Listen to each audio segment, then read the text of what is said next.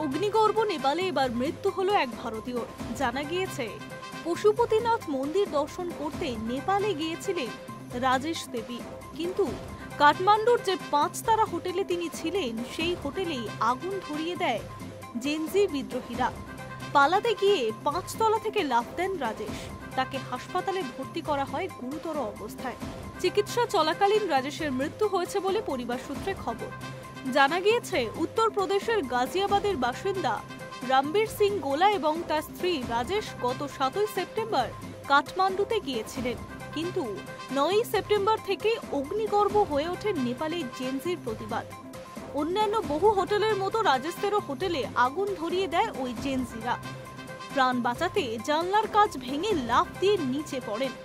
নিচে রাখা তোষক লক্ষ্য করেই সকলে লাফ দিচ্ছিলেন, কিন্তু লাফাতে গিয়ে পিছলে যান রাজেশ দেবী। বেকায়দায় পড়ে যান তিনি।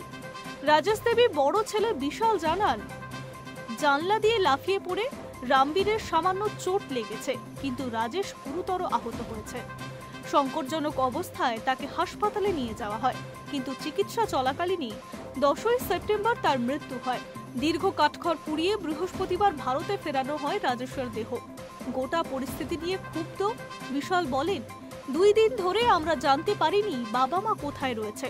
অবশেষে এক রিলিফ ক্যাম্পে বাবার খোঁজ পাওয়া যায়। ততক্ষণে হাসপাতালে মায়ের মৃত্যু হয়েছে। ভারতীয় দূতাবাসের তরফে কোনো সহায়তা মেলেনি বলে অভিযোগ বিশালের। উল্লেখযোগ্য, গত 4 সেপ্টেম্বর নেপালে নিষিদ্ধ হয় ফেসবুক, ইউটিউব, এক্স সহ প্রায় সব ধরনের সোশ্যাল মিডিয়া। এমন সিদ্ধান্তে বেজায় খেপেছে নেপালের জেনজিরা। সোমবার হাজার হাজার প্রতিবাদী কাঠমান্ডুর রাস্তায় নেমে প্রতিবাদ দেখান। রাতের মধ্যে তা হিংসাত্মক চেহারা নেয়। এরপর মঙ্গলবার আন্দোলনের ঝাঁজ আরও বাড়তে শুরু করে।